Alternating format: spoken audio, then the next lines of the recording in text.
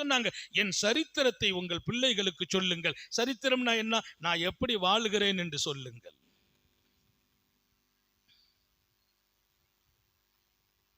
உங்களை பார்க்குறீங்க, நல்ல ட்ரெஸ் போட்டிருக்கிறீங்க, கொஞ்சம் அது உங்களுக்கு நீங்கள் கவர்ச்சியானால், பெருமானார் பேசுறாங்க, உங்களுக்கு நீங்கள் கவர்ச்சியானால் நிறைய நேரத்தில் ஏற்படும். நல்லா இருக்குல்ல, நமக்கு உள்ளது தானே, மனிதன் தானே, அழகா இருக்க. நம்ம கண்ணாடியில் பார்ப்போம், நம்ம முகம் நமக்கு நல்லா இருக்கும், பரவாயில்ல ஒரு 10 வயசு குறைஞ்ச மாதிரி தெரியுது. ரசிக்க வேண்டும் என்கிறார்கள். உன்னை நீ ரசித்து விடு.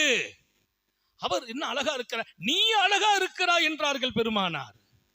உன்னை நீ ரசித்துப்பார், அல்லாஹ்வுக்கு நன்றி உடையவனாக ஆகுவாய். அவரை ரசித்தால் அல்லாஹ் மீது குறைபடுவாய். அவளை எவ்வளவு அழகா படைச்சிருக்க, என்ன எப்படி படைச்ச? அல்லாஹ்வின் மீது குறைபடுவது அழகான வாழ்க்கை. உன்னை ரசித்துப்பார். என் பெருமான் கண்ணாடிக்கு முன்னால் உட்காருவார்கள், நேரம் எடுப்பார்கள், கண்ணாடியை பார்த்து ரசூல் தன்னை ரசிப்பார்கள். கேட்ட துவா, யா அல்லாஹ் என் கோலத்தை எவ்வளவு அழகாக்கிட்ட அல்லாஹ் பாங்க.